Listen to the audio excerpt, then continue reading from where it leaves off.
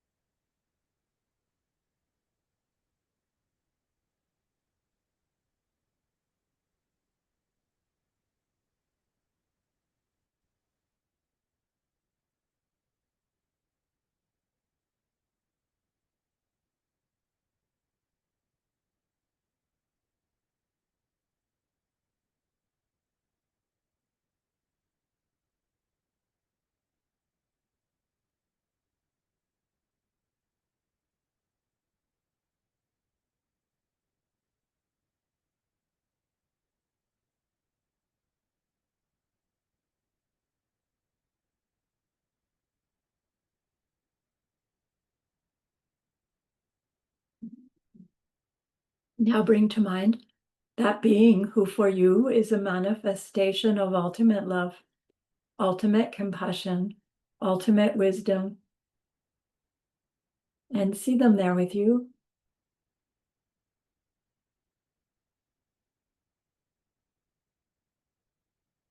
They are gazing at you with their unconditional love for you, smiling at you with their holy great compassion, their wisdom radiating from them, that beautiful golden glow encompassing you in its light.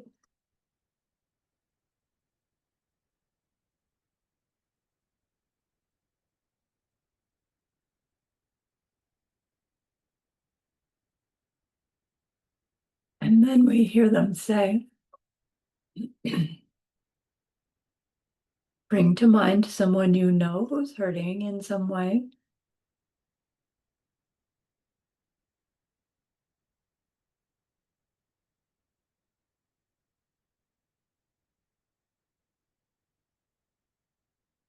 Feel how much you would like to be able to help them.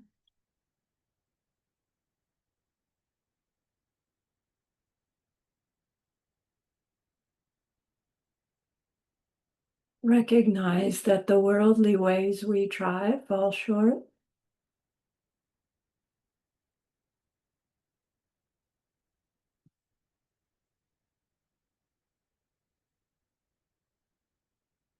How wonderful it will be when we can also help in some deep and ultimate way, a way through which they will go on to stop their distress forever.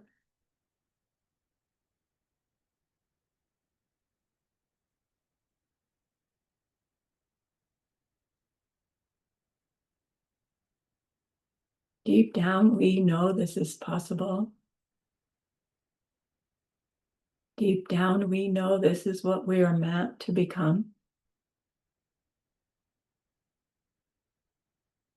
Learning about karma and emptiness, we glimpse how it's possible.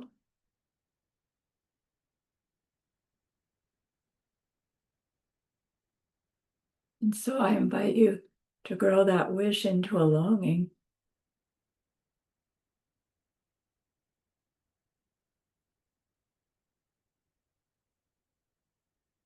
And that longing into an intention.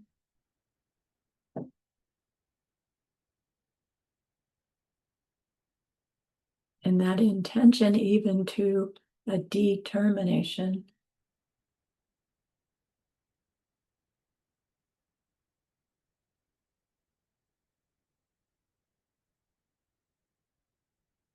And with that state of heart, turn your mind back to your precious holy being. We know they know what we need to know, what we need to learn yet, what we need to do yet to become one who can help this other in this deep and ultimate way. And so we ask them, please, please, please teach me, show me, guide me, push me. And they are so happy that we've asked. Of course, they agree. Our gratitude arises. We want to offer them something exquisite. And so we think of the perfect world they are teaching us how to create. We imagine we can hold it in our hands, and we offer it to them, following it with our promise to practice what they teach us, using our refuge prayer to make our promise. Here is the great earth, filled with fragrant incense and covered with the blanket of flowers. The great mountain, 4 lands, wearing the jewel of the sun and the moon. In my mind, I make them the paradise of a Buddha and offer it all to you. By this deed, may every living being experience the pure world. Idam Guru Ratna Mandala Kam Niryatayami. I go for refuge until I am enlightened to the Buddha, the Dharma, and the highest community. Through the merit that I do in sharing this class and the rest, may we reach Buddhahood for the sake of every living being. I go for refuge until I am enlightened to the Buddha, the Dharma, and the highest community. Through the merit that I do in sharing this class and the rest, may we reach Buddhahood for the sake of every living being. I go for refuge until I am enlightened to the Buddha, the Dharma, and the highest community. Through the merit that I do in sharing this class and the rest, may all beings awaken for the benefit of every single other.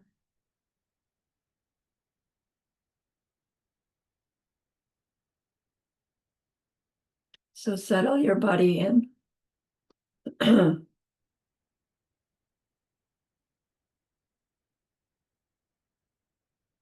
Find that upright spine.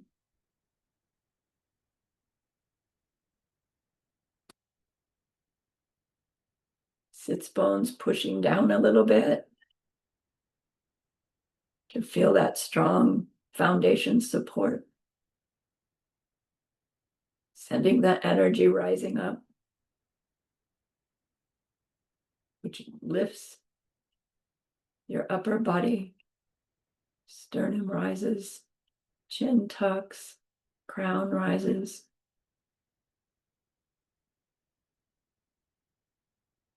Then scan down the outside, inviting all that tension to drain away, release.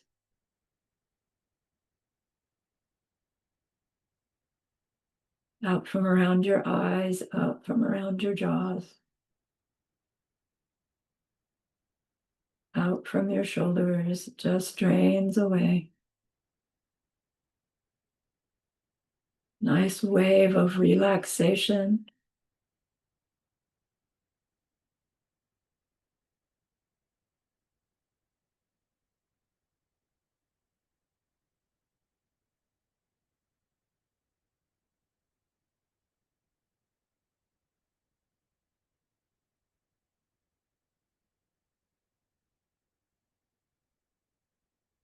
And then again, follow an inner energy upwards,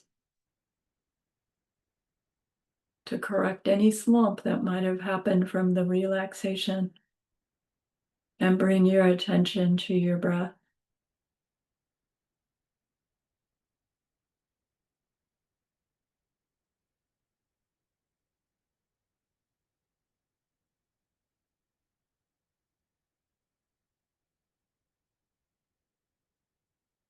Recall your motivation, that other person's suffering.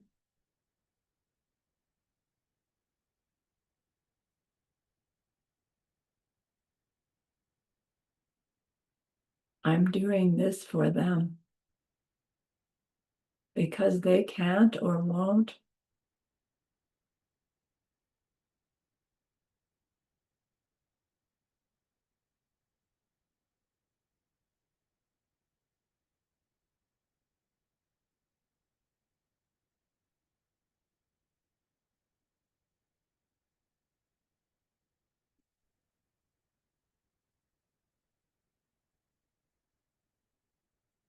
Now zoom that focus into the object, breath.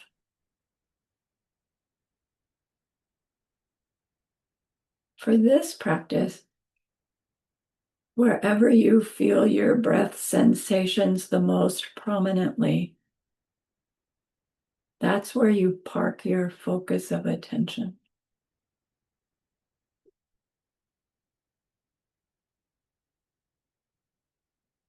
Get it clear.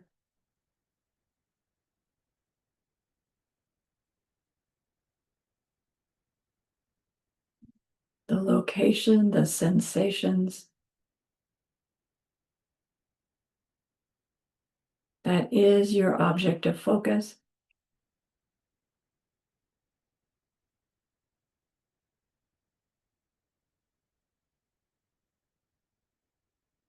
Adjust your clarity.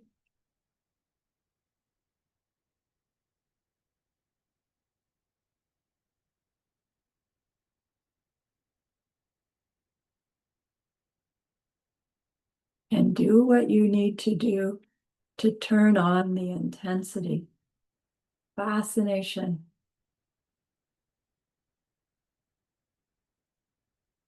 curiosity.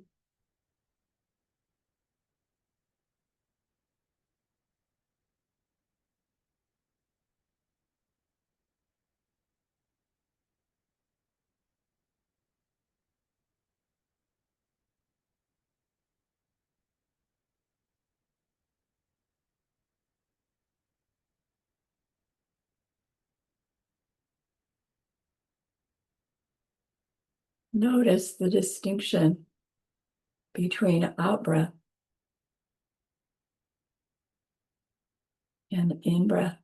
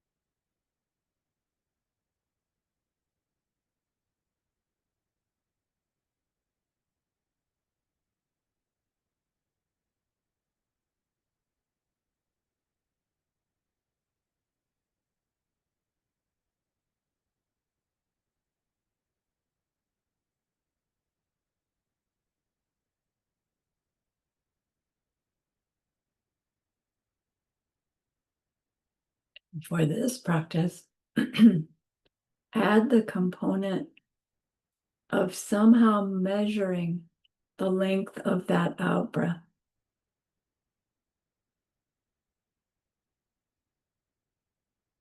If you are aware of your heartbeat, you can use that.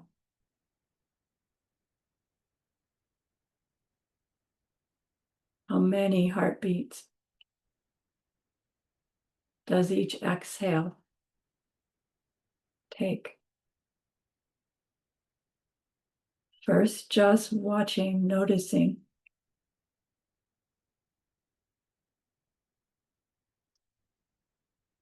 If you don't feel your heartbeat, you can mentally count like a metronome, but keep it the same tempo.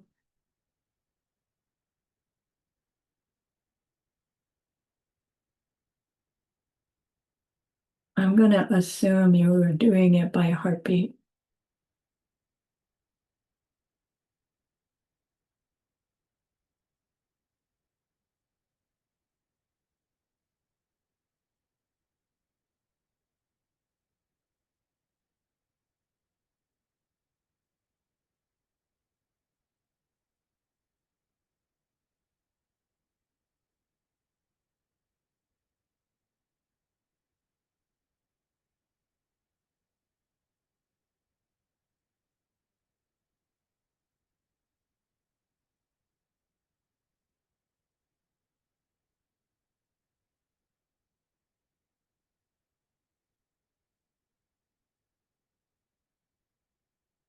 Next, whatever heartbeat count the exhale requires, make your inhale take the same amount of heartbeat counts.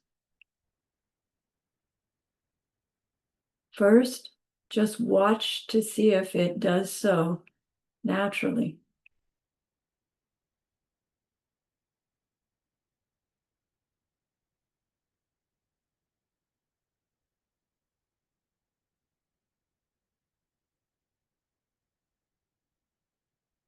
If they don't match, adjust the inhale ever so gently to match the exhale.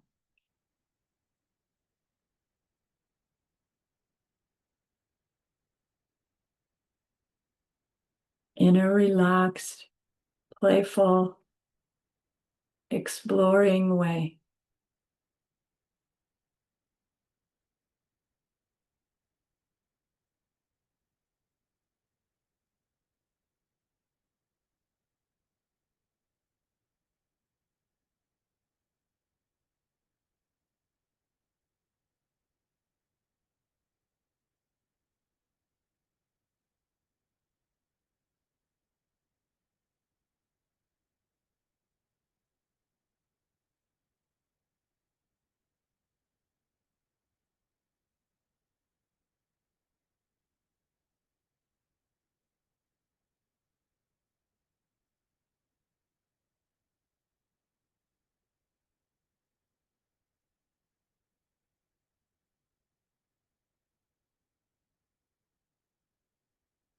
Next, whatever number of heartbeats your exhales take, coax that exhale to take one more heartbeat. So a little slower, a little finer, a little longer,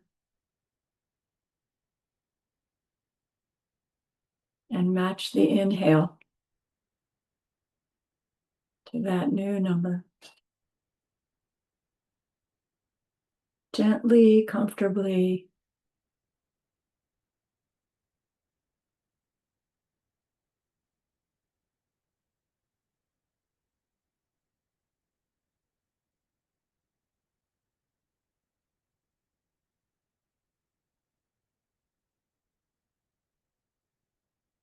Stay at this new number.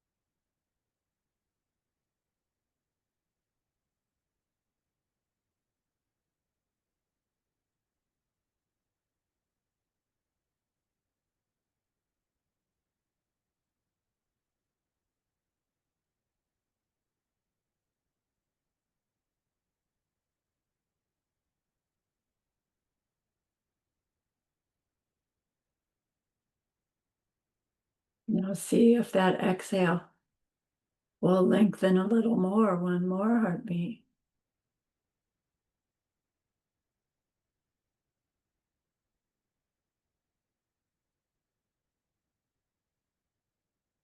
Inhale matching.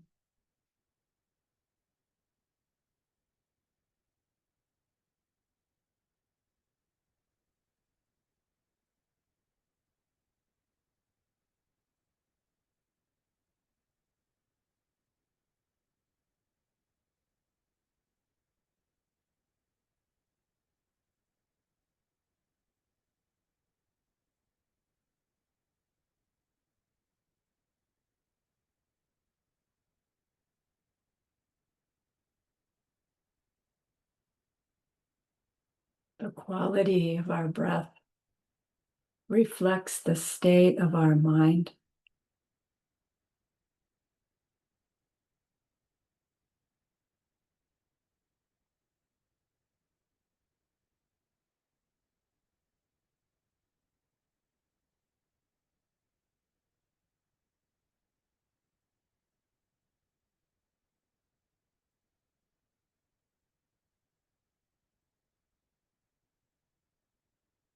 Now we'll shift to another version. Stop paying attention to the heartbeat and length of that breath. Still nice, long, fine, gentle.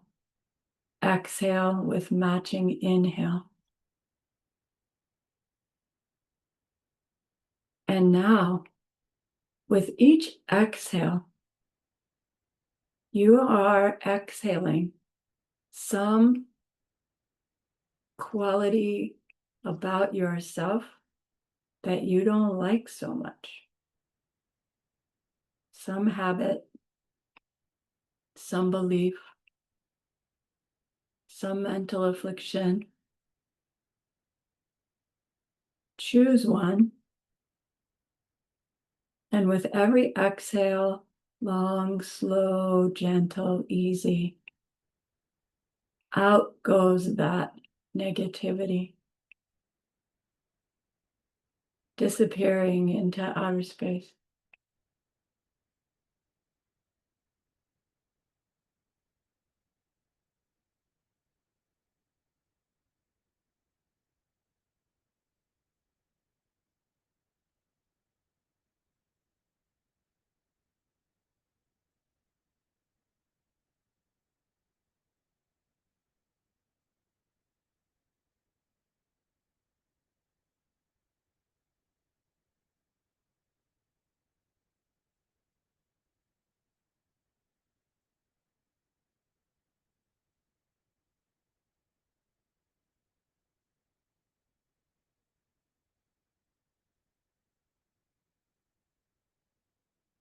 Now add that on the inhale,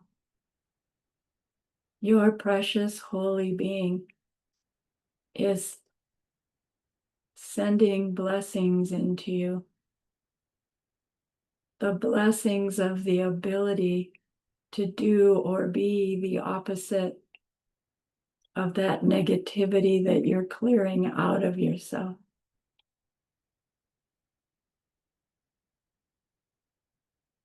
So out goes the negative, and in comes the blessing. Riding on the breath.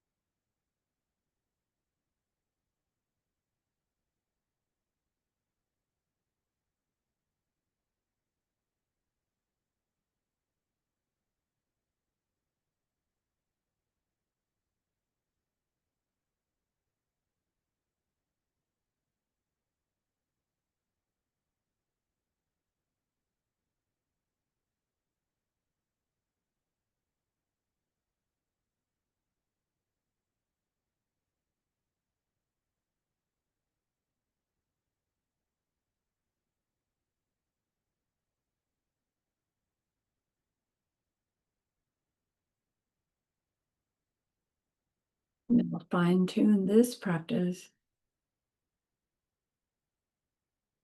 by exhaling those negativities out your right nostril and increasing or inhaling the Lama's blessings through your left nostril simply by your concentration.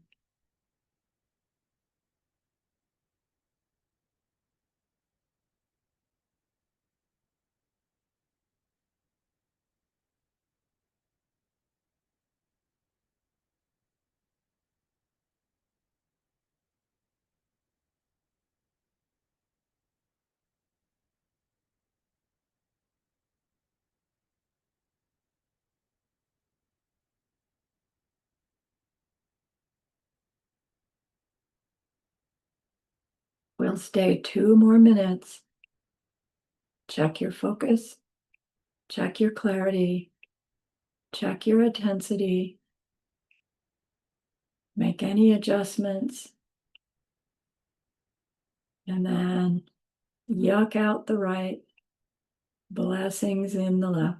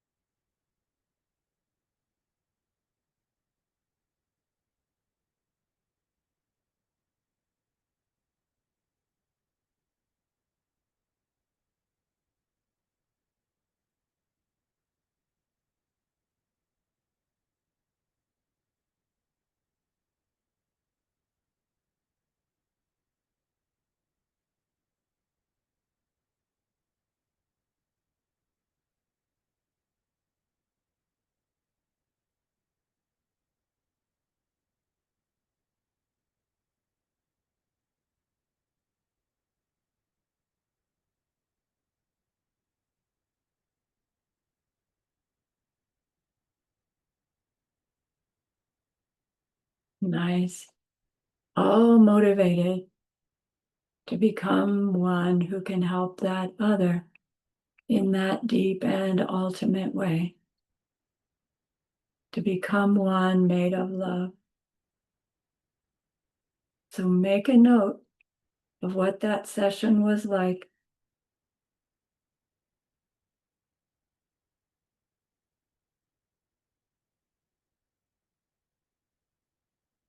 And dedicate to future meditation sessions, bringing on the realizations we need to help that other. And then become aware of yourself in your body in your room. And when you're ready, open your eyes, take a stretch.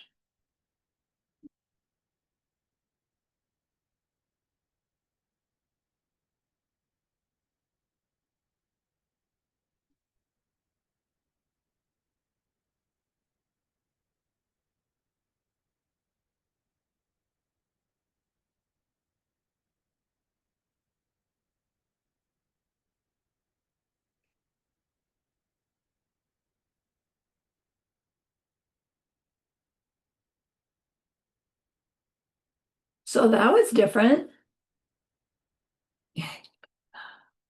right? The Lama Christie shared with us this kind of practice, which is a pranayama, right? Those who are in the yoga tradition don't recognize that. It's more familiar probably to you than those of us in the Tibetan meditation tradition.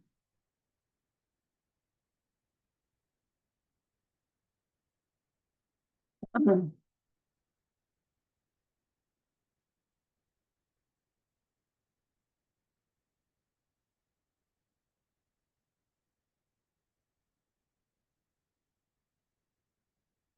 in the yoga tradition, as I've been taught,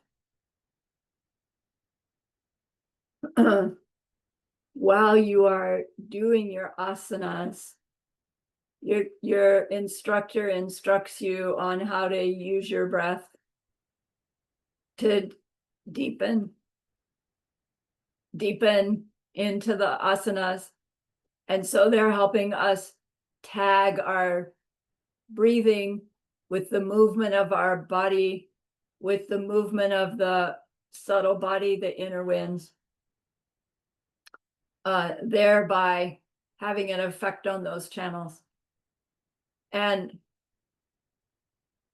then when you're done with your asana practice, you go and sit in meditation. And then you use your breath, subtle body connection to deepen your mind's concentration into your object. So the breath is being used to help the physical body and the channels, and then it's being used to help the mind, right, go inwards. So we're using the breath in that tradition as this bridge between outer and inner.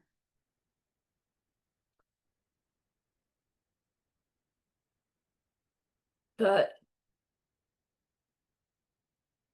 instructions generally for breath work have include often some way of using the breath for a specific purpose, which means you're having some kind of control on the breath. Like we were trying to lengthen it by a heartbeat or two, and then manipulating the inhale to match it if it didn't automatically. In the usual Tibetan tradition, you don't use the breath in that way. You just use it as an object of focus that's there all the time at the beginning of our sit to trigger the mind to go inwards. And we're simply using the breath to build a trigger.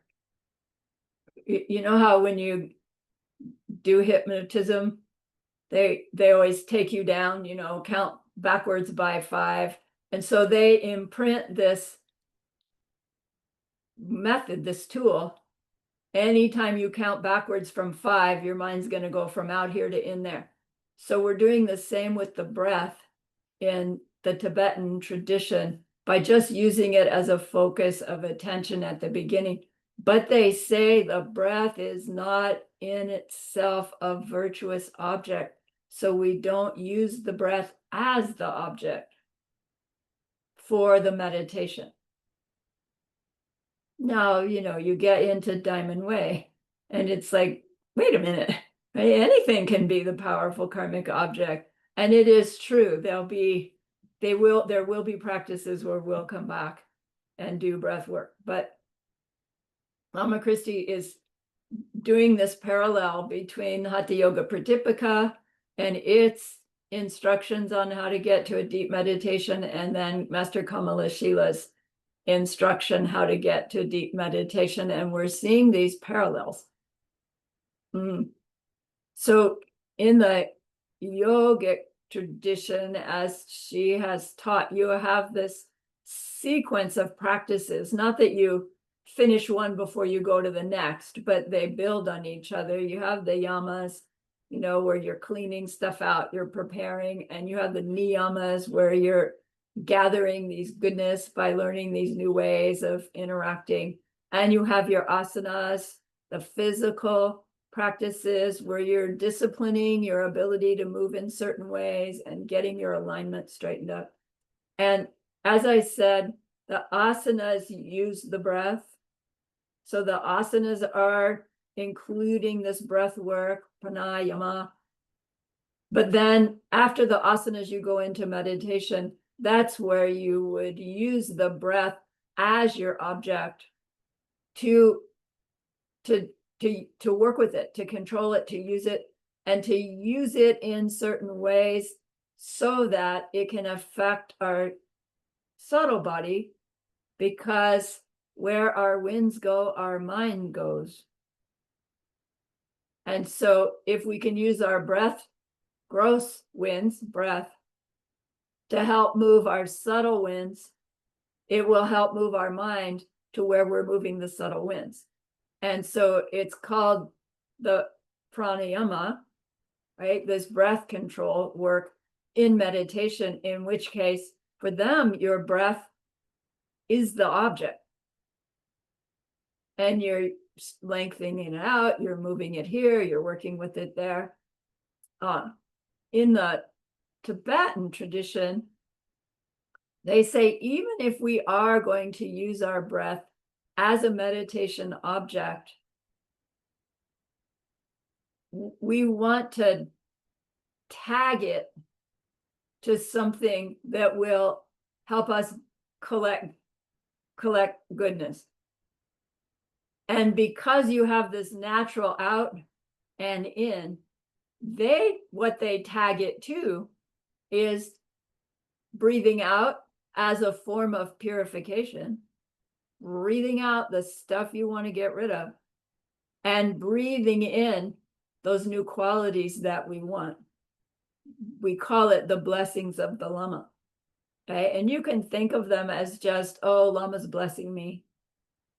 Or they're blessing me with the ability to be humble in the face of conflict, or right, whatever is the opposite of what it is we're getting rid of. You can match those two.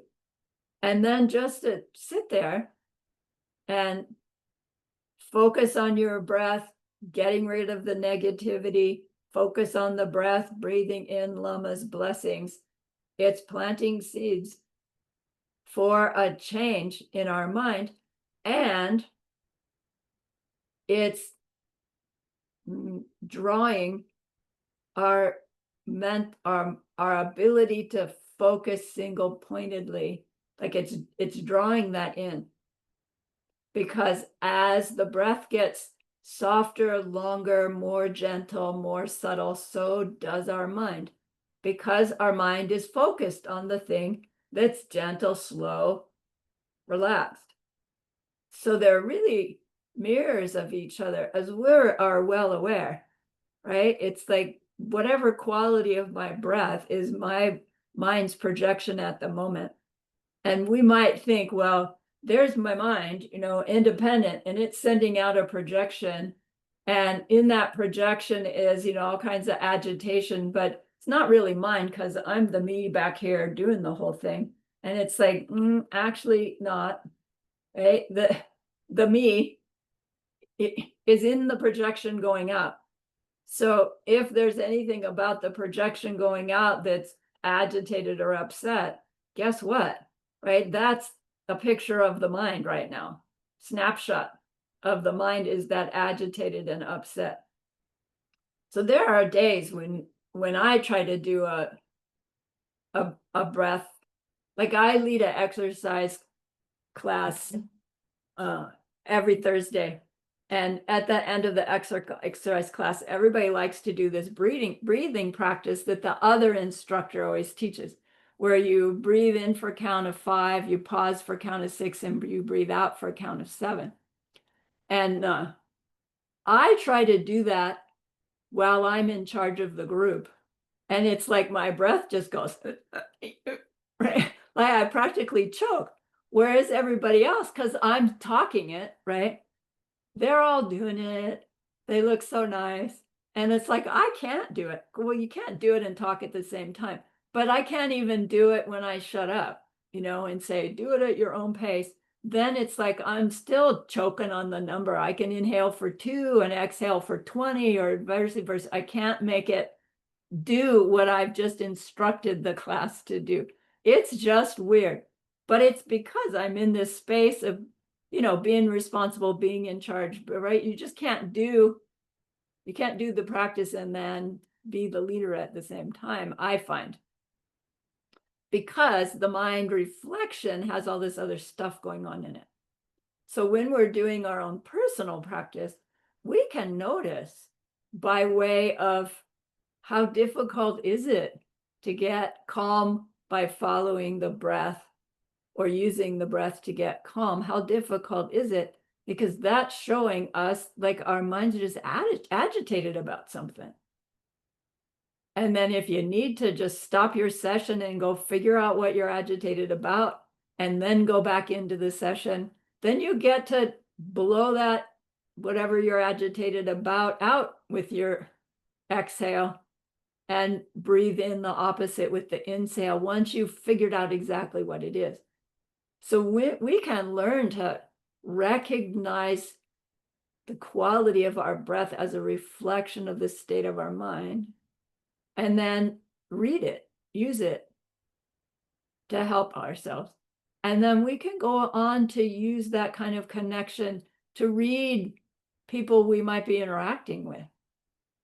Maybe somebody's saying, oh, everything's just fine, but their breath is all erratic.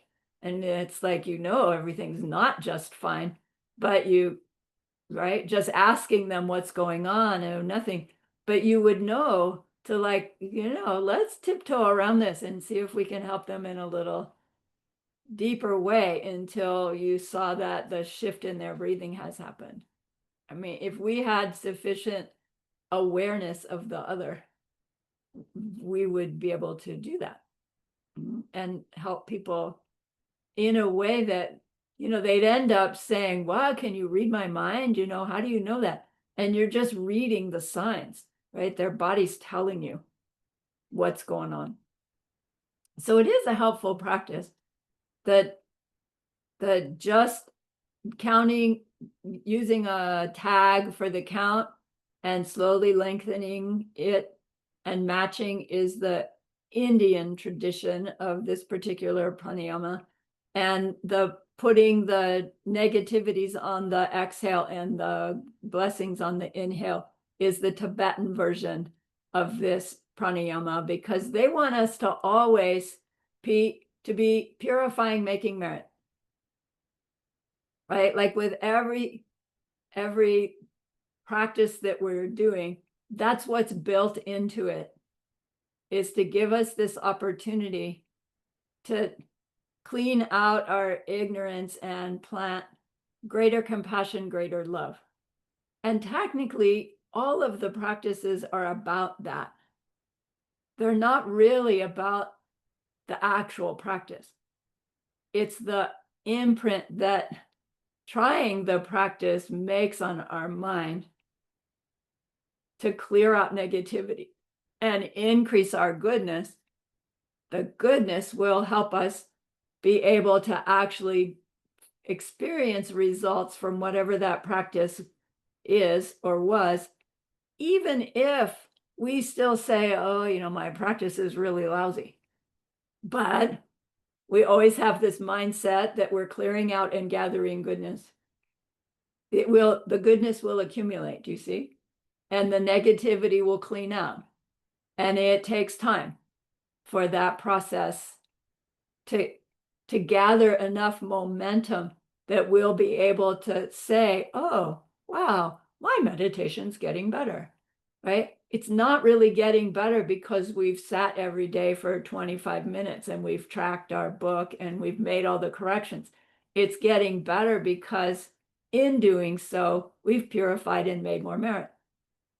And that merit ripens as, oh, I'm getting better.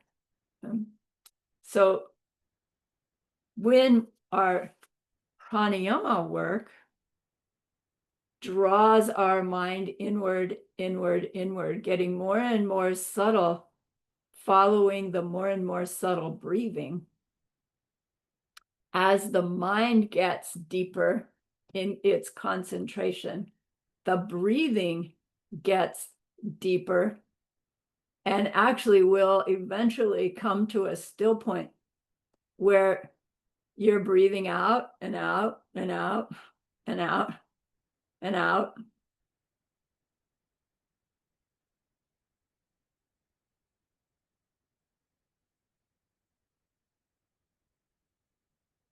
Because of your concentration. And then all of a sudden it's like, oh, it's it's time to inhale again. Or it may even be that you exhale, like you've exhaled for a minute and then nothing for a long time, but you're not really aware because you're so concentrated on something. And then that shifts, and then you finish your exhalation and then inhale. Or maybe you inhale, who knows, right? Who knows what'll happen? But it's like the reason to do pranayama is to reach pratyahara, which is the withdrawal from the sense powers. And it kind of sounds like it means you stop those sense powers from happening, but I don't think that that's really what's happening. It's rather your concentration has gone so deeply inward that no matter what sense powers are still doing, right? What the eardrum is doing, what the eyeball is doing, your mind is just not interested. There's subtle body, there's no wind that's carrying the mind up to the eyeball anymore because the mind is so concentrated on something else, something so deep inner that who cares about all that other stuff? And Geshe-la says a bomb could go off next to you and you would not be rocked, right? Because you wouldn't hear it. It made sound, but you didn't register it. We can't really make our mind ignore sounds, right? We've been doing it in Mahamudra class, outer sound, shut it off. Come on, it doesn't shut off. We can shut off the story about it, but the sound's still going on until we get to a certain point in that Mahamudra. Have you noticed? And then all of a sudden it's like, well, from where I am now, there are no more birds in the grapefruit tree. Until the instant I come out of that, and then birds are back in the grapefruit tree. Were they gone and back? I don't know, right? But because our focus of attention was so inner, now I'm not saying I get that inner because I still hear the garbage truck go by. But, right, it's like we're not shutting the organs off. We're shutting the mind that's going to them, that's making the stories about what they're seeing, right? So it's the pratyahara from Hatha Yoga Pradipika. The pranayama is the bridge between asana and pratyahara, whatever that means. Okay, so let's go to, So in order to reach this level at which our mind focus inside is so concentrated that we have essentially turned off our outer senses.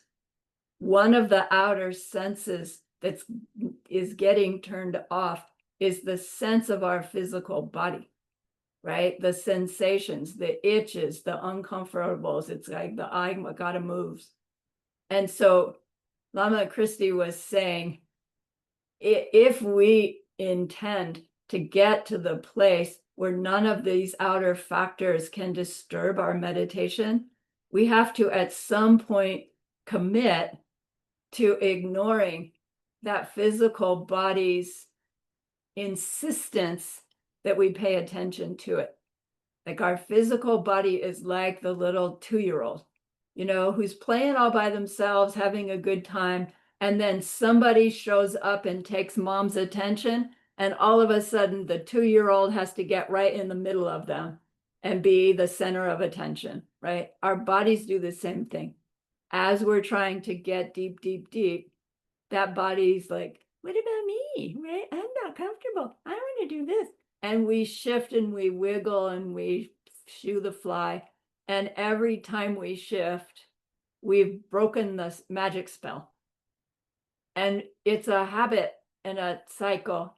And Lama Christie was really tough when we were in a group meditating together. She said, sit still. I don't care if your leg falls asleep.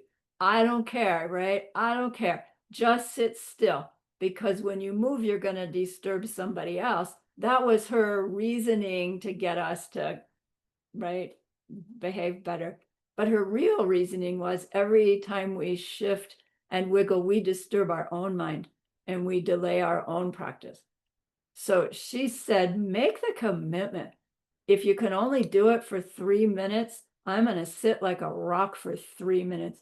And it was surprising how quickly our class went from, fidgeters to rock solid body meditators, at least. I don't know what their minds were doing.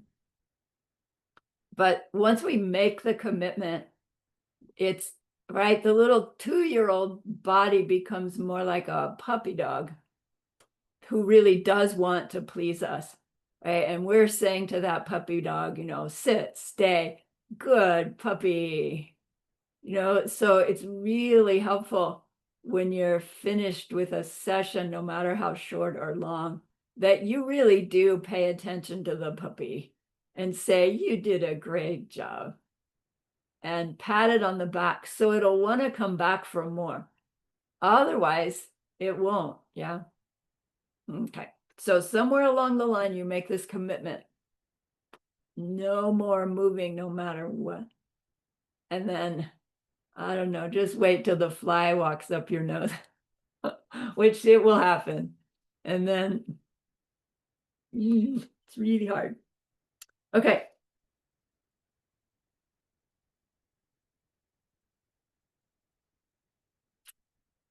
Now we shift back to Bhavana Krama, which I don't have any more vocabulary.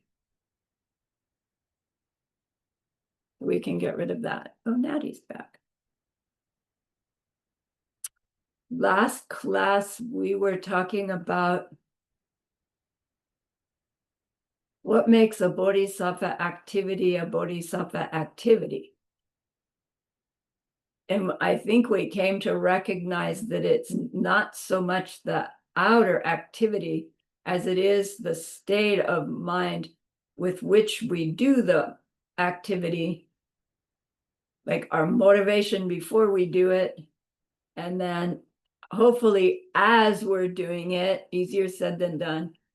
And then, of course, after we've done it, being happy we did it and dedicating as well. It's that state of mind as we're doing a deed that makes the deed of a bodhisattva, meaning it makes the deed be a cause for our Buddhahood. Right now, technically, that means when we have real bodhicitta, that's a long story. But the greater the extent we have in our mind, our bodhicitta, as we are feeding the piece of bread to the bird, as we are giving the dollar to the street person, that's the extent that series of seeds is influenced by the bodhicitta. And when those seeds are colored with bodhicitta, the same deed's result is going to be so different than the same deed's result done simply out of the worldly kindness. So it's not the deed. It's not how big the deed or how amazing the deed. It's how big is the heart, the state of mind as we're doing the deed that makes the difference. And then you got to play with a meditation of imagining what it would be like to go through your day doing everything that you ordinarily do in your day with this quality of mind bodhicitta, bodhicitta, bodhicitta, whatever, however, right? Really, I hope you explored the difference between just thinking it, because it's empty, I'm planting good seeds, I'm going to be a Buddha, and feeling it, which maybe doesn't even need words, just needs a reminder, right? As we're doing an activity that's on such automatic pilot that the automatic pilot feeling takes over, getting the dishes done, right? Because they need to be done, versus doing dishes because I'm a being made of love. Like, same deed. I mean, really, which is more fun anyway? What feels nicer anyway? Why it's so difficult for me, I don't know. But that automatic pilot is so automatic. But when it is done with this love, it just feels so much nicer anyway. Oh, then we're just pretending. Who cares? Right? The imprint's made. So then we would, at some point, it would occur to us, well, then really this whole thing about practice is about training myself in the ability to have that state of heart bodhicitta as my habitual, right? Instead of the old, whatever it is, habit, replace that with the habitual for the benefit of others, so I can get totally enlightened for the benefit of others, for the benefit of others. Call it what you will.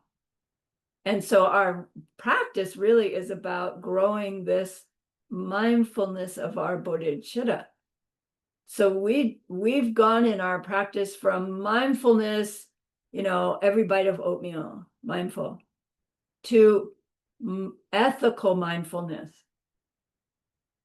Right? To what extent is what I'm doing hurting somebody else? Right? Where are those ants? I know they're around here somewhere, so I can avoid stepping on them. Right? Who needs a little help?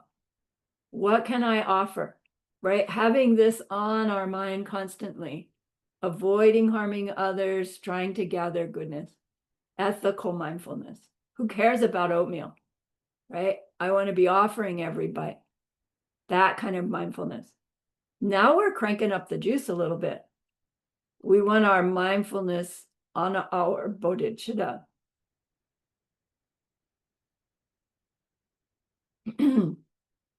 And to have that become our permanent address. I heard that used once. I want bodhicitta as my permanent address. It's only going to happen if we plant the seeds for it to happen, and then those seeds ripen.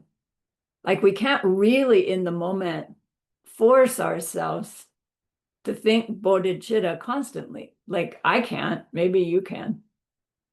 It's not about willpower. It's not really even about discipline. It's about the goodness seeds that we're planting as we train ourselves in ethical mindfulness, right? And we train ourselves in love and compassion, and we train ourselves in emptiness, right? And karma. All of that study and effort isn't in and of itself what's helping us. It's the seeds we're planting by doing those things that will ripen into this change in our perception of me and my world. It's just a very subtle difference in expectation. If we're expecting the practice time to change me, we're expecting our practice to work in some self-existent way.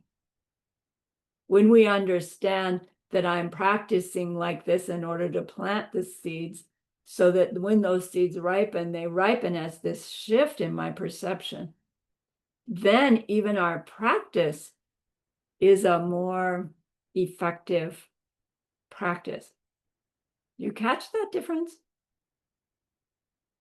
We're doing our practice to plant the seeds. We're not doing the practice to get the result from the practice in the moment, which is kind of refreshing, right? Because we do a practice and we finish and it's like, oh my gosh, that whole thing was in subtle dullness the whole time. Doggone it anyway, right? We regret, we fix it, but we still planted seeds of trying. We still planted seeds with our motivation. We still planted a lot of good seeds that if we hadn't even tried, we wouldn't have planted at all.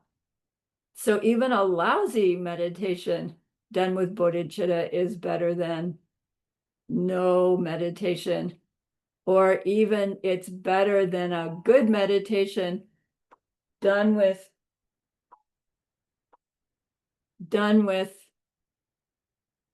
even a good meditation done with no bodhicitta.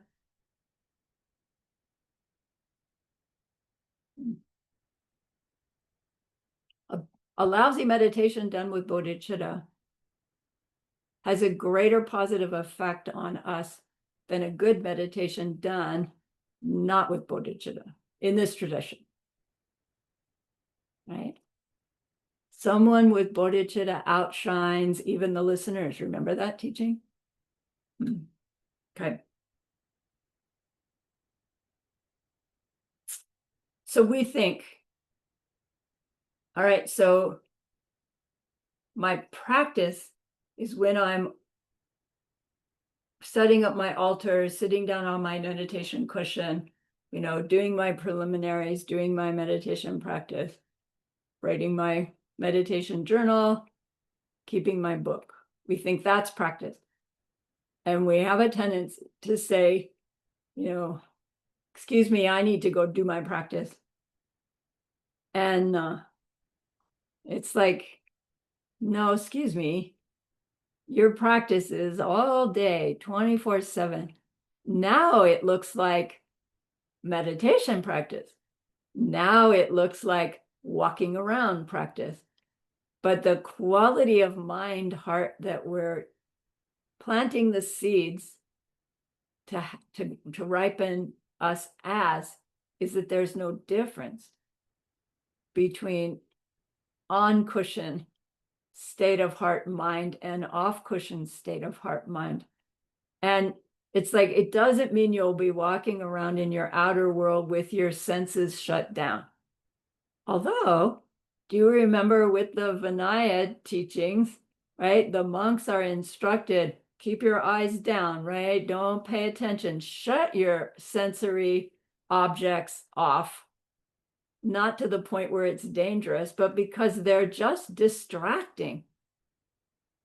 And so maybe it is that we get to the point where we turn on our eye consciousness when we need it. And we turn on our ear consciousness when we need it. And the rest of the time, we're not paying any attention to all the blah, blah, blah, blah, blah, blah that's going on, right? We're just listening for that one, somebody saying something that tells us they need help. And we hear that one, and then there we go. I'm not saying I can do this. It's what the practice is taking us to, okay? Is this meditative quality of experience on and off the cushion.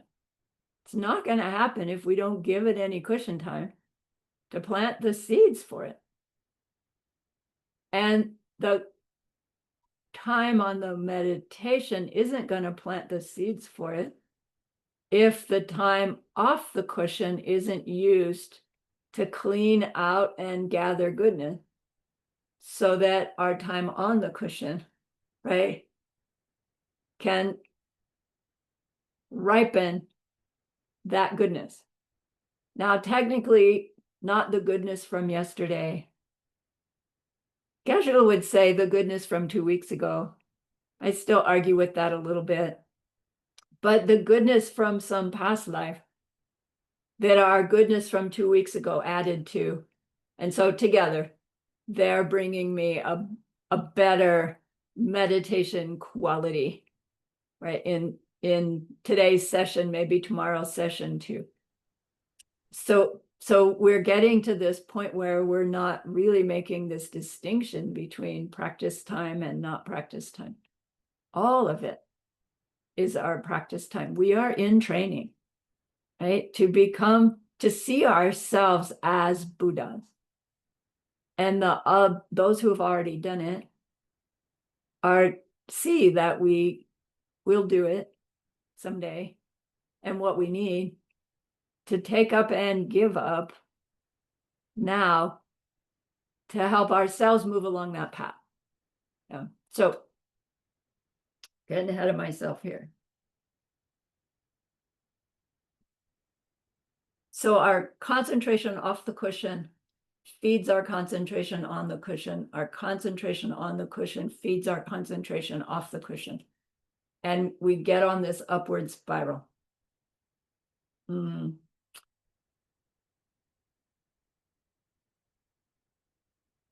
But we get distracted. You know, life takes a turn. We get sick.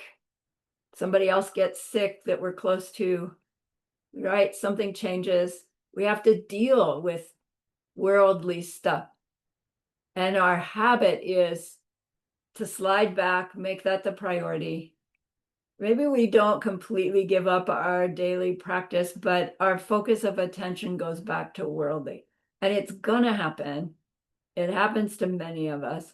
If we're recognizing it already and aware that it's happening, we can reach out to our Dharma brothers, sisters to help us through it.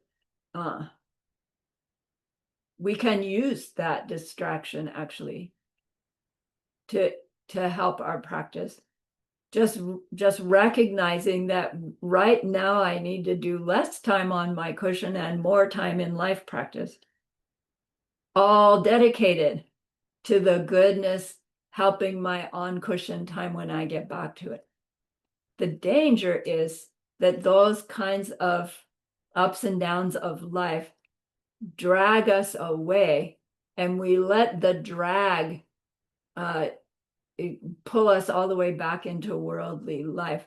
And it can very quickly shift to the point where we don't really quite remember why we were dedicating ourselves so much to our spiritual path. It's not necessarily that you get in a situation and it's like, oh, I'm longing to do it again, but I just can't.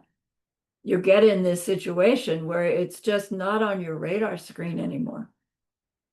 It's karmically driven, of course.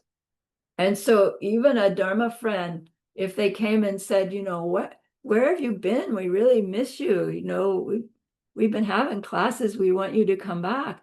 And they'll just go, you know, I don't really understand what you mean. Like, not like they've wiped it from their memory banks, but they just don't have the resonance with it anymore. It could happen to any of us. I've seen it happen with people, very devoted students, and just life circumstances shift and they're gone. It's very scary. I find it really scary.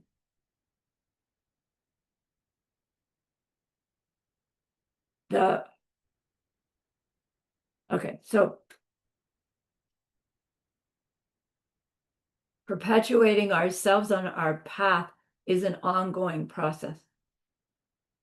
Lama Christie kept saying, don't take it for granted. You know, to her classes, we were all theoretically committed to that whole 6 or 7 year program, some of us 3 more years after that. And it's like, it felt like I made the commitment, I'm going to be here. And so it didn't feel so much of a danger that we could lose it. But that was really, right? Thank goodness it worked out that way for many of us, but for some it didn't. You know, and they had dedicated themselves to the whole program, and then next thing you know, I can't come anymore. And then they're just gone. So we take things for granted. And Lama Christie kept saying again and again, please don't do that. Because our experience is ripening seeds. Once they're ripened, they're done, they're gone. Our response to the ripening replants. If we're just assuming Geshe Michael's next program will come along and not actively contributing to get it to happen, who knows, right? Maybe it doesn't happen, maybe we can't get there or even online, right? So she kept coming back to this again and again. Don't get complacent about your practice. Don't be fanatical, but gratitude for ourselves, gratitude for our positions, use it to help everybody be a little bit happier is how we help perpetuate it. Okay. She pointed out, Kamala Sheila is pointing out, if we are here in a class like this, it's because we have the bodies, the minds, the hearts, the karmas to be here. And, right, we know about impermanence of all of those things. So hopefully, I yacked right through our break time. Let's take a break.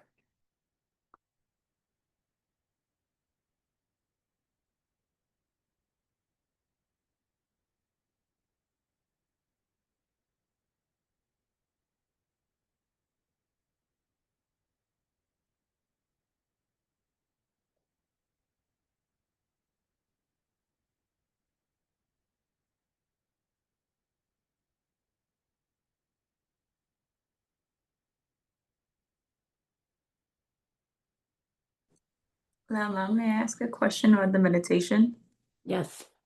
You said to inhale on the left positivity and exhale on the right negativity.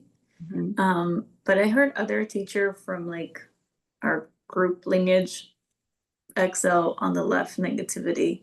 So was that for a specific reason, part of this practice, general, like not a huge deal? Yeah, different practice. There's a different practice where we exhale negativity from either nostril one at a time and inhale positively in a different way than that. So it's different practice. Okay, because I also heard it in like Kapalbhati to like exhale through the left. That's what I was wondering if it's different purpose, different practice. Okay, so it's not like there is a specific like rule that No. Okay. No. You're talking and I was like, before you finish a word, I was like putting the word in, and then I was like, oh, that's nice. And I said, and I see this like really long text message got into like my face, like this. It's from the workshop, and literally it says the Tom Kip reminding that we pray for all beings. And you said that, I was like, okay, that's creepy. Like we're all in here. Wait. Yes, Allie. Thank you for teaching. You're welcome. Sorry, I cannot turn off my camera. I don't know what happened with my Zoom. When I have similar question about the breathing with the left and right side. Actually, when you mentioned that we should exhale the negativity or the afflictions through the right side of the nostril, I felt it like a stone, and I couldn't. Go. It didn't want to go, huh? No, and then it was just like, as I tried harder and harder, then I couldn't, like, and then I started to feel how all the right side of the, like, the channel started to become rock solid. And I decided to breathe from my right side, like all my skin, use it as a channel. Yeah. Is that okay? Or should That's I? okay. Yeah. Okay. That's okay. Okay. Thank you. But I still couldn't remove the stone. Yeah, that's okay. In this kind of practice, don't force it, don't struggle with it. Just kind of laugh to yourself about it. It's like, well, Yeah. that's not going anywhere. You know, Yeah. Yeah. that's okay. It'll go. And then when you shift to increase inhaling the blessings to the left, did they go or were they rocky too? The blessings felt it like nectar, very Right. beautiful, but then the others that it was just like a bottle, like Yeah. it was just like a whole cut on ice. But Yeah, okay, I will not to keep worry. trying. Yeah, Thank but don't force it, don't worry about it, just kind of laugh about it and it'll let go. Yeah, those afflictions. Thank you. They don't want to go, right? Angel devil, the devil, I've been your best friend since forever. You really want to get rid of me? I don't think so.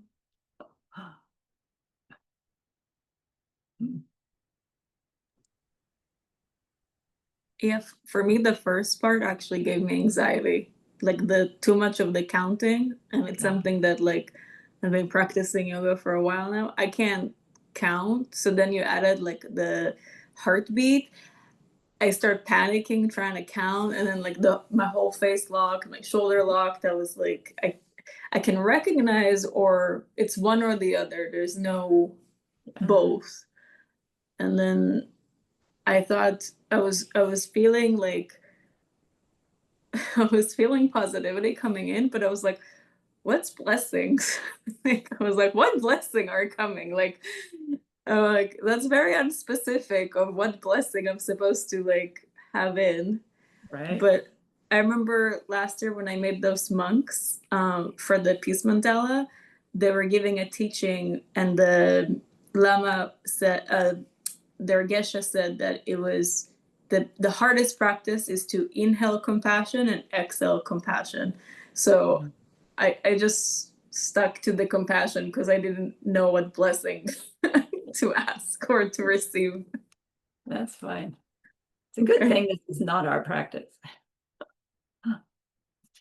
But it also shows us that when we're used to doing it one way and then we're introduced to something different, it's like, wow, and it's common, not to worry. The thing is, Lama Christie was saying that each of us will find one of these different methods that will be the one that, oh, that's so easy, that's so obvious, that we will use, that as we do it again and again, it's like every single time, this, and I'm in. And when you find that practice, forget the rest of them. Just remember them for your students' sake, because you'll meet students who the counting the breath and making it longer and longer, right, is the one. Wow, that's so easy and special. So we learn this toolbox, we try them on for size, we find the one that fits us, and then we use that as our regular practice. If it, especially for this one of finding the trigger that turns us in. And then once you've got that system, it doesn't even have to take very long. No, this, our usual tradition is count 10 breaths 3 times. That would take you about 3 minutes. But you can get to the point where you just start, 1, 2, 3, and voonk, you're in there. You don't have to keep counting, right, for 10 3 times, because that's what the practice is. The practice did what it was supposed to do, which was to turn on the meditative focus, concentration, intensity. Ready. All right, put the object in front of me, would you please? And just get on with it. Okay.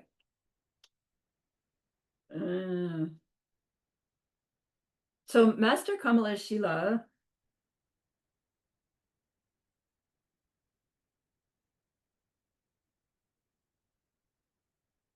in your reading 6, he's talking about the combination of method and wisdom.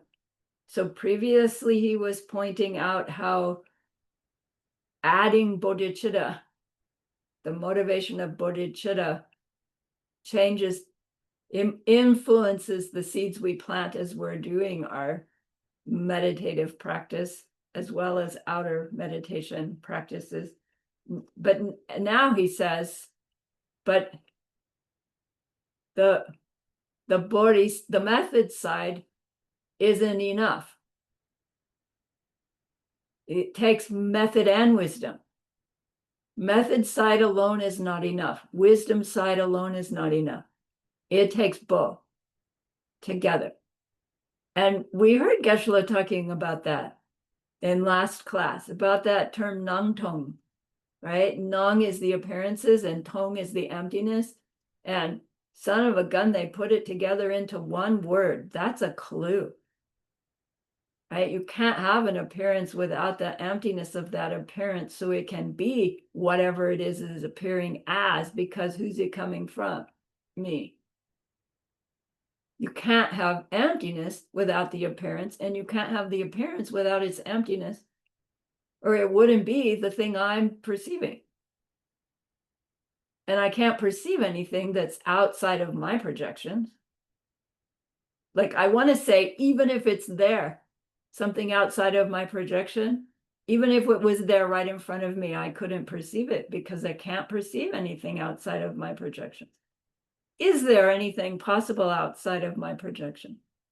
Technically not, for me, right? But everything I'm perceiving, which is all my projections, is everything. And it's all unique to me, and yours is all unique to you, and we make reality together. It's quite exquisite. So he's saying this bodhisattva intention, as I do any deed, I'm doing the deed not because I'm doing the dishes, not because the dishes need to be done. I'm doing the dishes in order to reach my Buddhahood so that I can help every being reach their ultimate happiness. What is doing dishes have to do with my reaching Buddhahood or bringing everybody to happiness? Not a darn thing. But what does meditating have to do with it? Not a darn thing. Nothing has anything to do with it, except by way of the intention with which I was doing the thing that I'm doing. Because that intention plants that into a seed that ripens as, oh my gosh, I do know what they need to give up and take up. And my compassion takes shape for them as that, whether they like it or not. Sorry. All right, so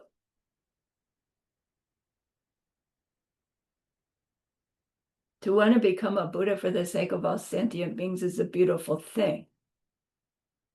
We can say the words and not really have any clue as to how it could possibly happen. Couldn't we? Like, we could have the seeds to be attracted to the bodhisattva ideal and not have ever heard the pen thing. And that would be a powerful goodness, as long as those seeds lasted.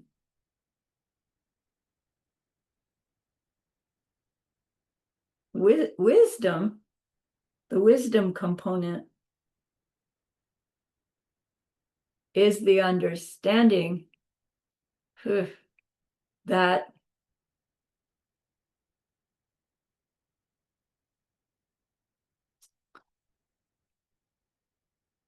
there's nothing, not even my own Buddhahood for the sake of all sentient beings, that has any identity or quality in it. That nothing, like the words I want to use are just the party line words, and I don't want to use them, but now I'm stalled. It's like,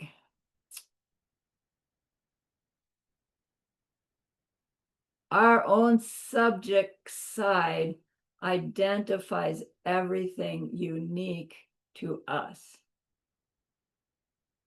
And that shows that the other who we are identifying unique to us cannot have an identity in them, or they would tell us how to identify them.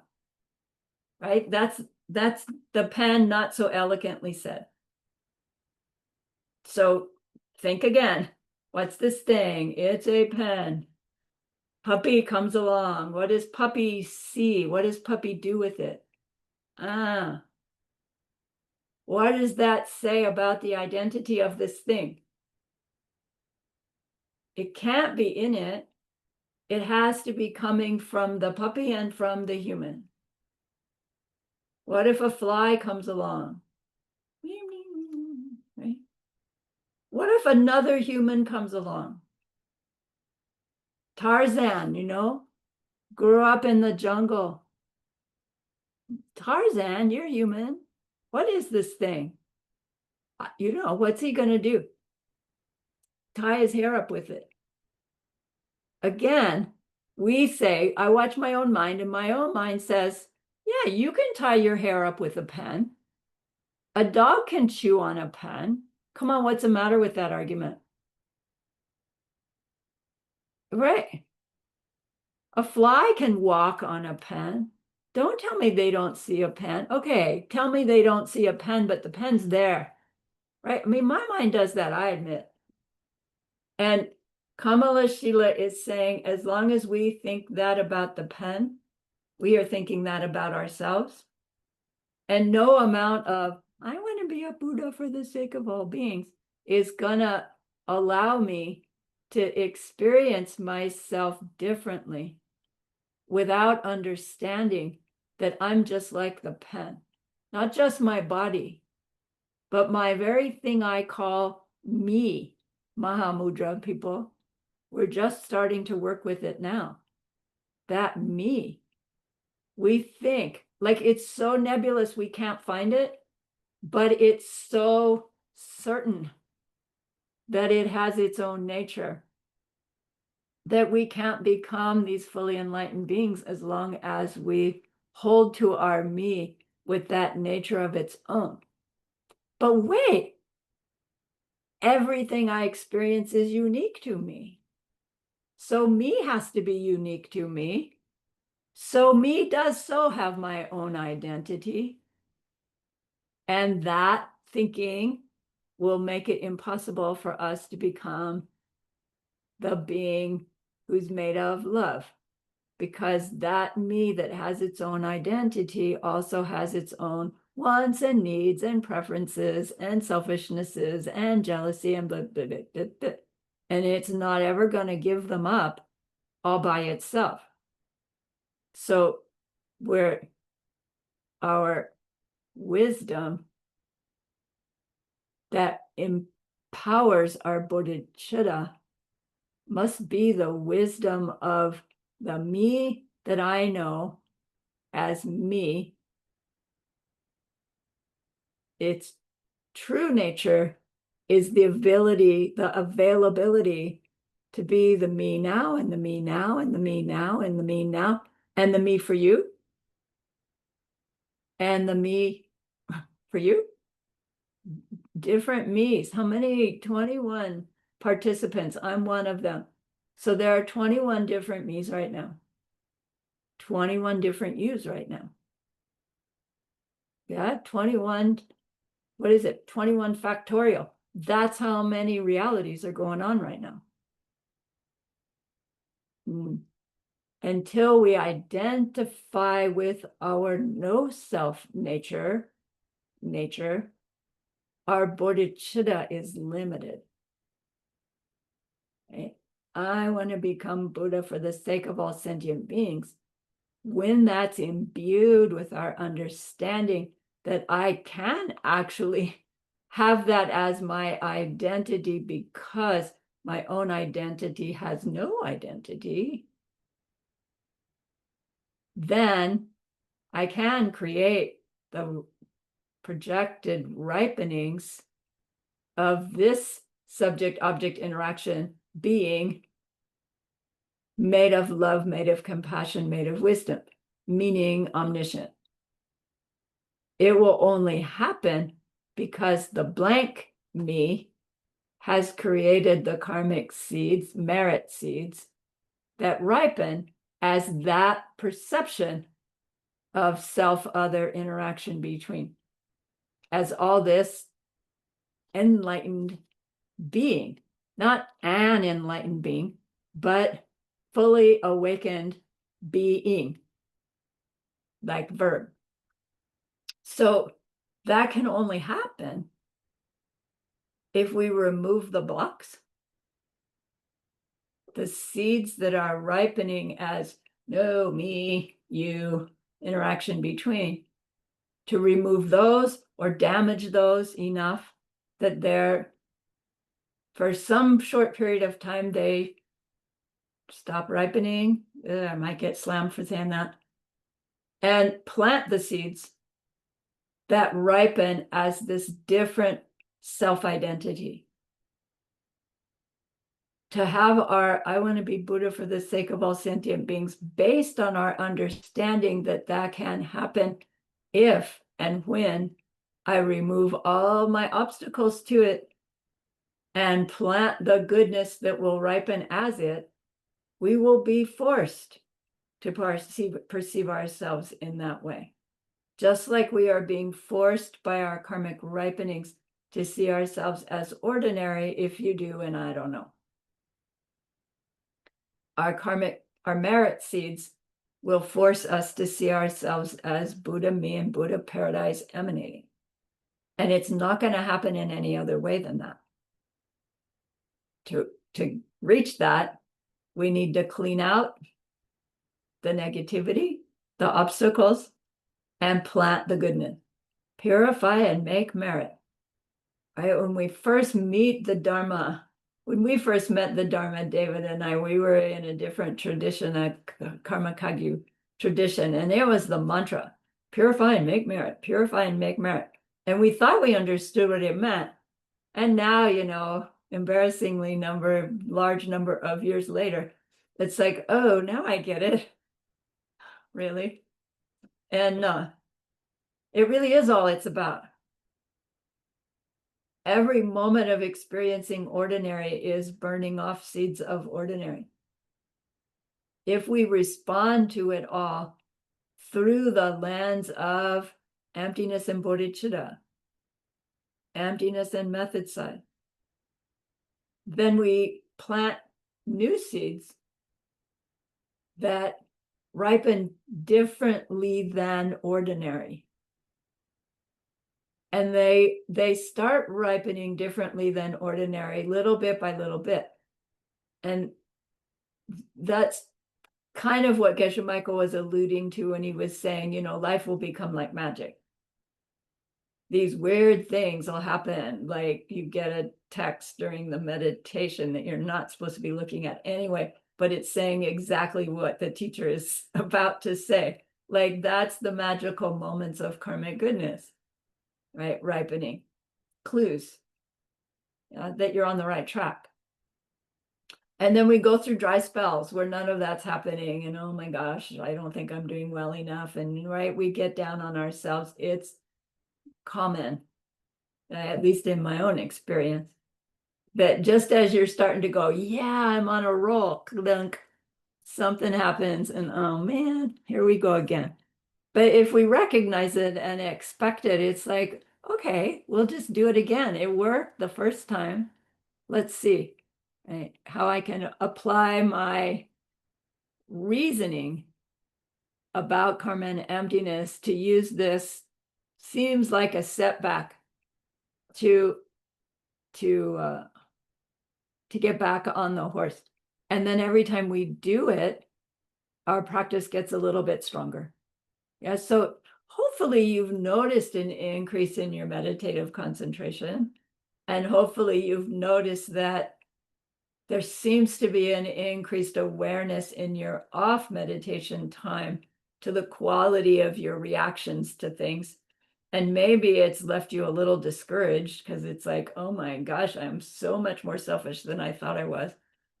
But it's a good thing, to recognize that, because we know it's just old seeds ripening. It doesn't mean you're a jerk.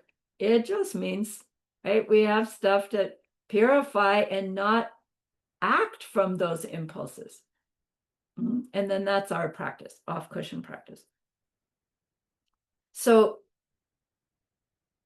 bodhicitta without emptiness is hollow. Method side without emptiness is hollow. What about emptiness without method side? That seems like, no, seeing emptiness directly, that's the most powerful thing, most powerful influence. That could be all by itself and it will change everything. And technically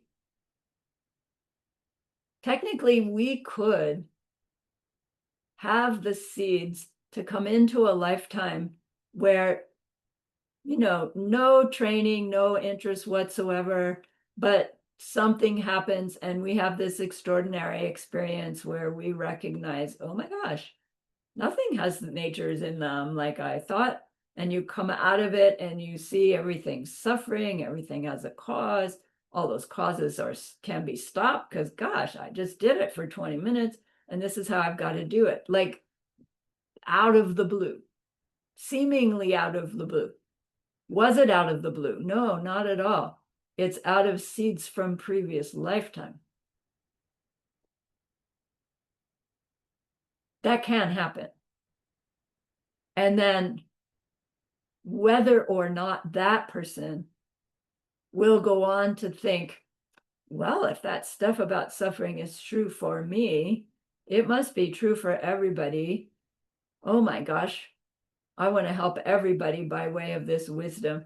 They may or may not have those seeds. So we could see emptiness directly and use it to stop all of our own personal suffering, and believe that that's the ultimate attainment of a human being, and be very happy as a nirvana-sized being. Kamala Shila did a commentary on Diamond Cutter's Sutra, and he apparently uses this word that Geshe-la translated as nirvana-sized. I've never seen it anywhere else. To become nirvana-sized, meaning in Bodhisattva tradition, to reach the 8th Bodhisattva level, right? All seeds for mental afflictions have been sufficiently damaged that they can't go off. You can still have your physical body. You can still have some lifetime left. Unpleasant things can happen, but you will not suffer from it. Remember King of Kalinka's story. But that doesn't make you Buddha, because we're not perceiving emptiness and dependent origination simultaneously at 8th level Bodhisattva. We still have obstacles to omniscience. Why am I going there?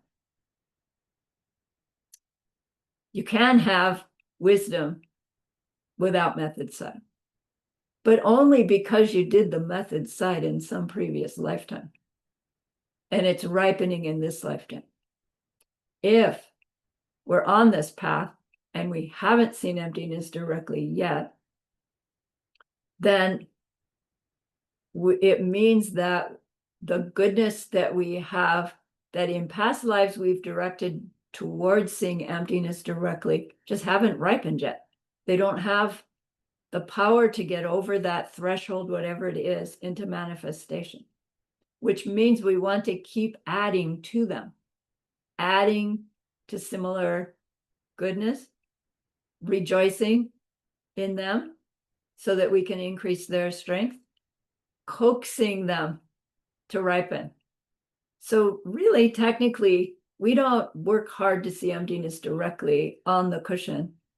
We work hard purifying obstacles to it and gathering the goodness to add to our already goodness to get it to ripen. And then our meditation cushion time gives it the opportunity to show up. And there's no other way really to make it happen. Right? We can't do it by willpower. Have you tried? I've tried. I'm going to sit on this cushion until I see emptiness directly, and 8 hours later, it's like, I got to go to bed. Just after 8 hours, man, I didn't even last a whole day. We can't force it. So then we want to ask ourselves, well, if what I need to do is to make more merit in order to coax those seeds to ripen, and I don't know how much time I have to be able to do that, I want to make the strongest karmic seeds I can. Like, I want the most bang for my buck. Do you remember the death meditation practice? You're standing looking at the blue door. Not only do I want the highest practice, I want the most powerful practice ever. And what was behind the blue door? Exchanging self and others, right? Cultivating bodhicitta. The way we cultivate our seeds to see emptiness directly is through the attitude we have as we interact with others. So we're right back to the method side. We need our method side in order to grow the seeds to bring our wisdom to the level that it becomes direct. As we are growing our method side for the benefit of our wisdom, our intellectual understanding of emptiness improves. As our intellectual understanding of emptiness improves, our method side improves. The more subtle ways in which we stop harming others deepens. The more subtle ways we gather goodness deepens. Our mindfulness gets stronger. And that grows as deepening intellectual and deepening goodness, such that our meditative concentration can get to the platform where, when we put our object in front of the microscope, we can zero it in on the object to the exclusion of all else, and then shift the lens to the true nature of the object. And in we go. So that whole process takes both method and wisdom, says Master Kamala Shila. And he reads our minds. He says, and there are certain things that make our good karmic seeds more powerful. Like the karma versus merit, right? Good deeds done with wisdom is called merit. Good deeds done for any other reason is called good karma. It will ripen as pleasant result that wear out. Kindness deeds done with wisdom are deeds that they say don't wear out. I don't quite understand that, because they do ripen and go on. But as they ripen, our wisdom is applied, which replants them. And I think in that way, although the actual circumstance doesn't stay forever, maybe the pleasure of the circumstance stays, but we've replanted the circumstance, right? And it's going to grow. And so in that way, we're not using up the karma and it's gone. We're using up the merit and perpetuating it. I think it's something like that. Because it's not like we're going to make ice cream that never wears out, right? It's like, I don't want ice cream forever. I just want it anytime I want it. Anytime I want to share it with somebody else is when I want it, right? Do you see the level it's going to shift? It's not going to become, oh, I can get anything I want anytime I want. Because what you're going to want is to have what somebody else wants, not what you want. Right. So I talk about ice cream, not because I necessarily like ice cream, like tastes good, but I know Sumati loves ice cream. So it's like, I don't really want it, but I want him to have it. But I have to admit, I kind of don't because it makes him fat. But anyway, you get the idea. As we're getting higher and higher, what we want changes. It's not what I want for me. It's what I want, right, to uplift. It's a beautiful shift. All right, so what are those powerful ways to add goodness that helps us stay on this upward spiral? Reducing the risk of losing our seeds, and dropping away. So he says, okay, the most important one is understanding emptiness. But it's funny, it's like, but if I don't understand emptiness well now, it's because I don't have the seeds for it. And I can't just sit there and go, I'm going to understand emptiness better. You have to plant the seeds for it. So yeah, we study and we try and we work, but maybe it works, maybe it doesn't.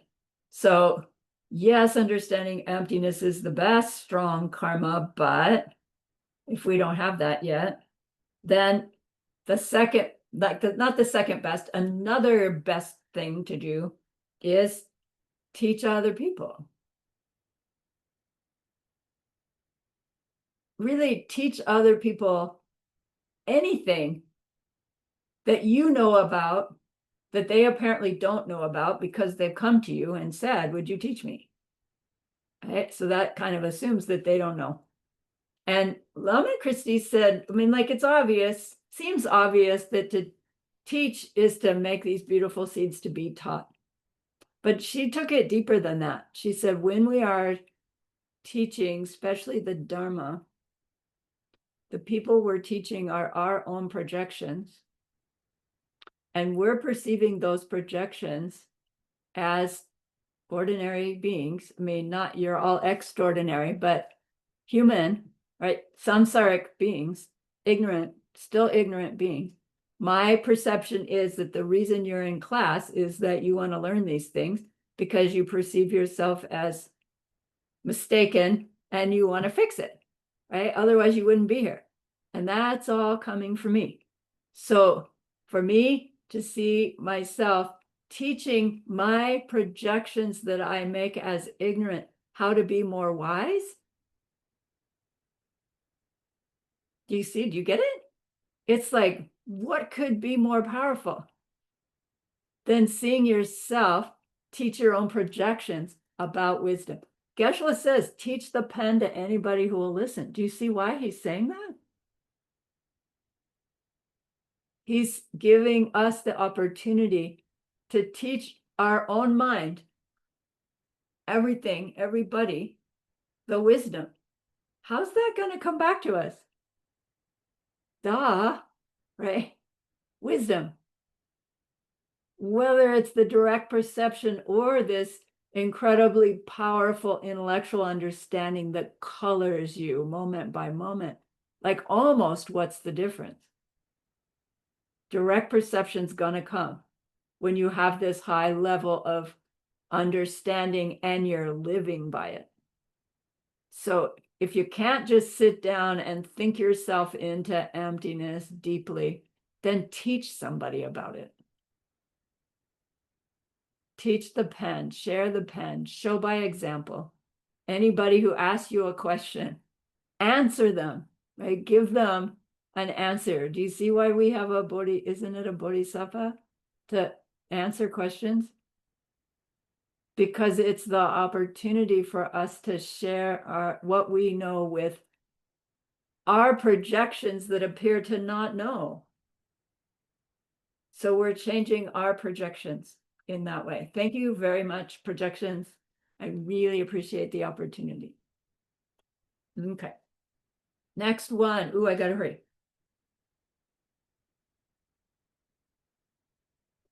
any kind of powerful risk we take for the Dharma is a really powerful karma, says Master Kamala. Sheila says Lama Christie. So to take a risk for the Dharma, what she means is that suppose, we're understanding karma and emptiness pretty well. And then, there comes this opportunity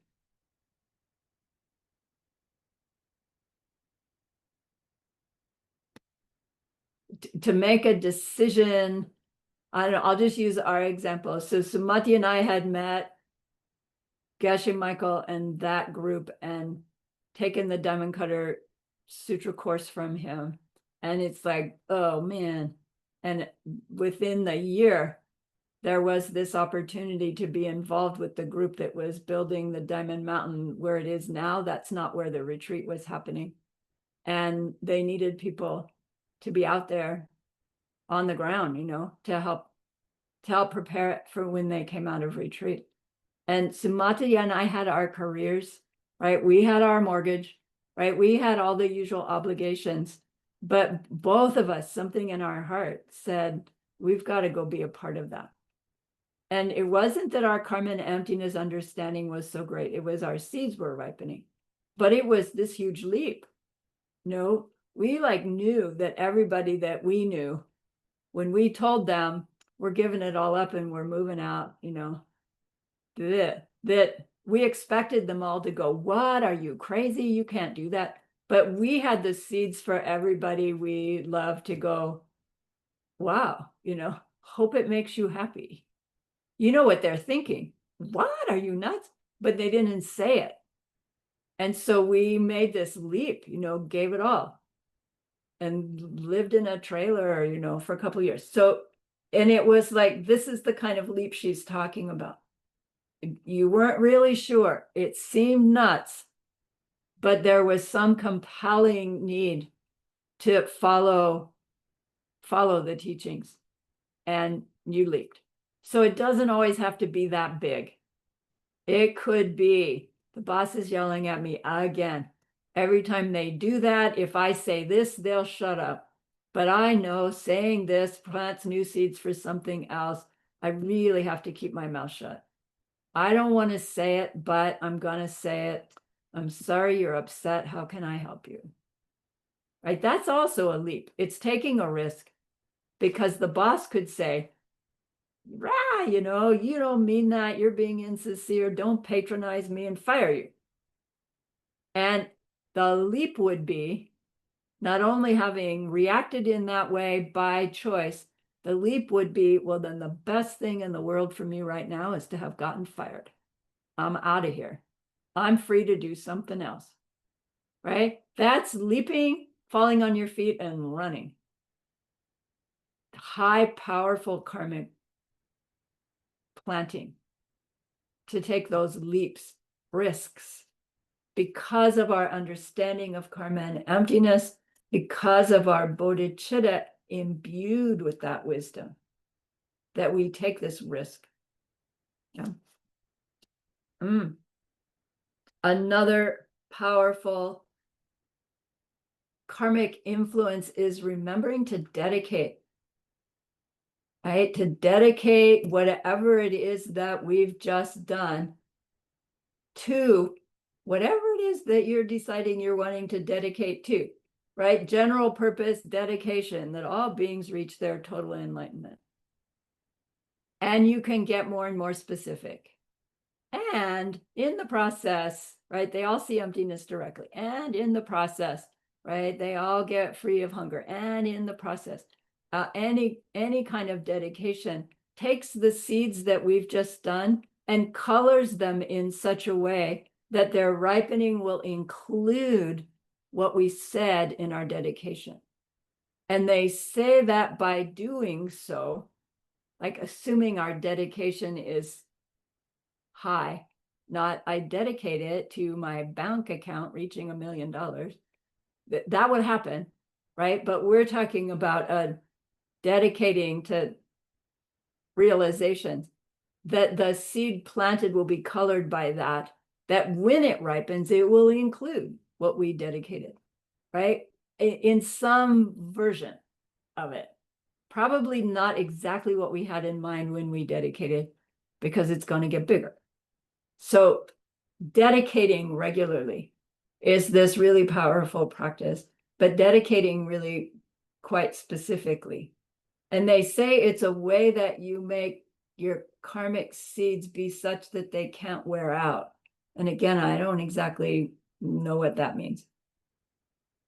Then he adds another powerful karmic object is serving your root lama. So this whole weekend was about lama.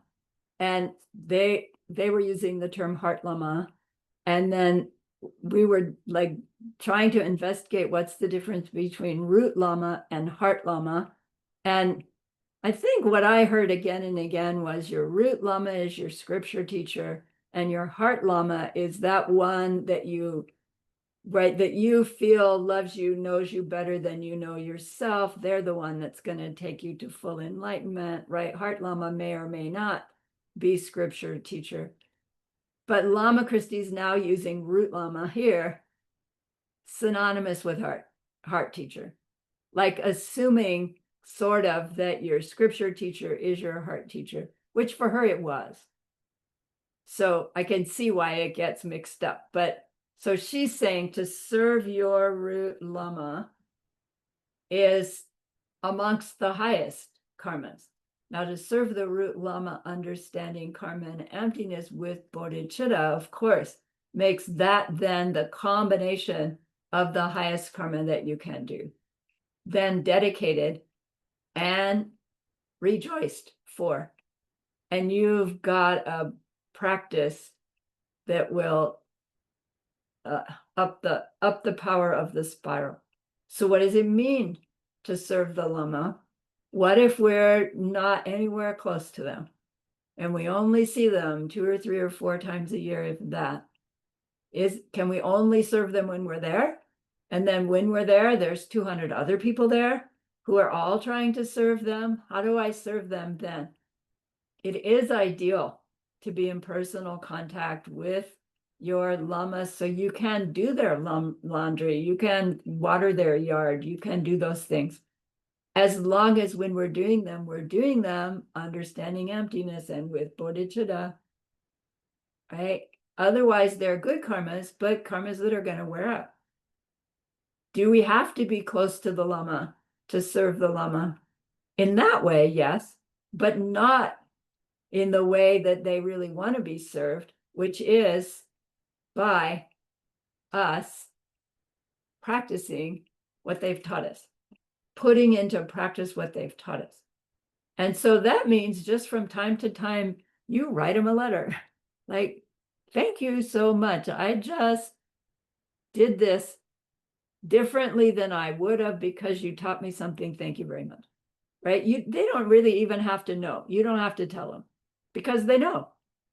As you're doing it, they know. We want to remind ourselves that I'm offering my practice to that lama. It's built into your preliminaries. So you're doing it at least once a day, offering your practice to the lama, not just in words.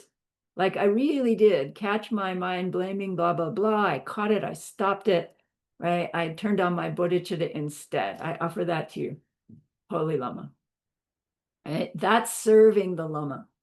If we have the opportunity to help them develop a program, to do the translation for class, all of that is serving the lama as well. Serving the people who serve the lama directly is also serving the lama. Right? So the lamas have their attendants, you help the attendants and you're helping the teacher.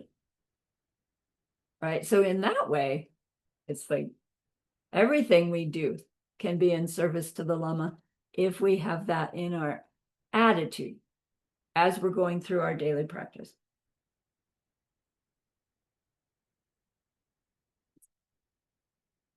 I didn't get to give you the second meditation.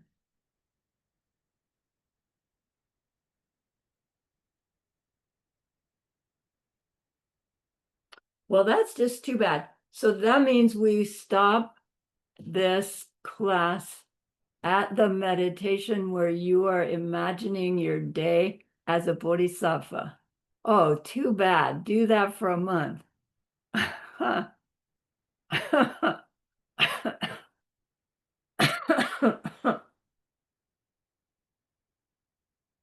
That's perfect. So remember the person we wanted to be able to help. We did this whole class for their benefit. And we have set in motion the end of their suffering, and that's an extraordinary goodness. So please be happy with yourself.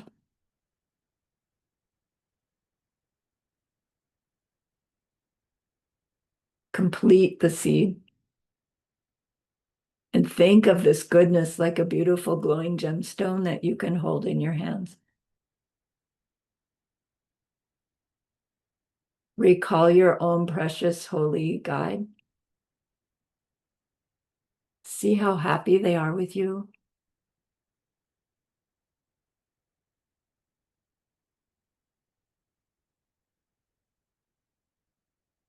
Feel your gratitude to them, your reliance upon them. Ask them to please, please, please stay close. To continue to guide you, help you, inspire you. And then offer them this gemstone of goodness. See them accept it and bless it. And they carry it with them right back into your heart. See them there, feel them there. Their love, their compassion, their wisdom. It feels so good. We want to keep it forever. And so we know to share it by the power of the goodness that we've just done. May all beings complete the collection of merit and wisdom, and thus gain the two ultimate bodies that merit and wisdom make. So use those 3 long exhales to share this goodness with that one person. To share it with everyone you love. To share it with every existing being everywhere. See them all filled with happiness, filled with loving kindness, filled with wisdom. And may it be so.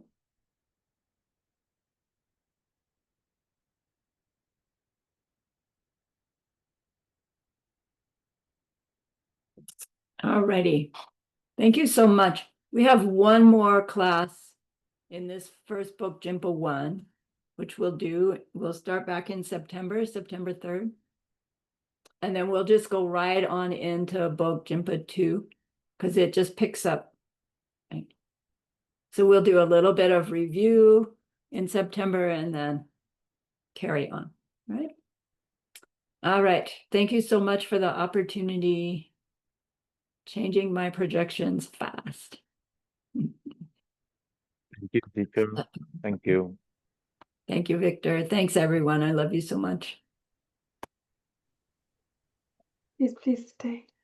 Have a lovely August. Thank you, dear Holy Lama. Love you. Yeah, I miss you. Okay, bye-bye. You too.